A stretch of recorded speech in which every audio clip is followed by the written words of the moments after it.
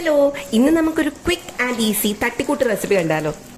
അങ്ങ് നേപ്പാളിൽ ഇതിനെ ചുക്കോണി എന്ന് പറയും. അമ്മച്ചി നേപ്പാളിയാണെങ്കിൽ എരപ്പാളിയാണ്. സംഭവം ഉണ്ടാക്കാൻ വെറും 5 മിനിറ്റ് മതി. ഒരു കുഞ്ഞുരുളിയിൽ നല്ല കട്ടത്തൈര് എടുക്കുക. ഇച്ചിരി ഉപ്പും ഇച്ചിരി മുളക് പൊടിയും കുറച്ച് ആംചൂർ പൗഡറും ഇട്ട് നന്നായി ഇളക്കുക. എന്നിട്ട് അതിലേക്ക് ഒരു ഉള്ളി കട്ട് ചെയ്തതും 3 പച്ചമുളകും കുറച്ച് മല്ലിയിലയും കൂടെ അവിച്ച് ഉടച്ചു വെച്ചിരിക്കുന്ന ഉരുളക്കിഴങ്ങ് ഇട്ട് കൊടുത്ത് നന്നായി മിക്സ് ചെയ്യുക.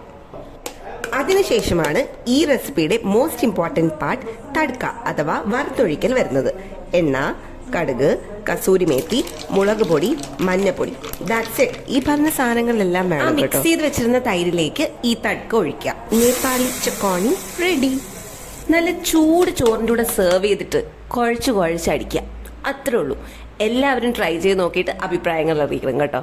അപ്പോൾ ഇന്നത്തേക്ക് ഇത്രേ ഉള്ളൂ. Bye bye.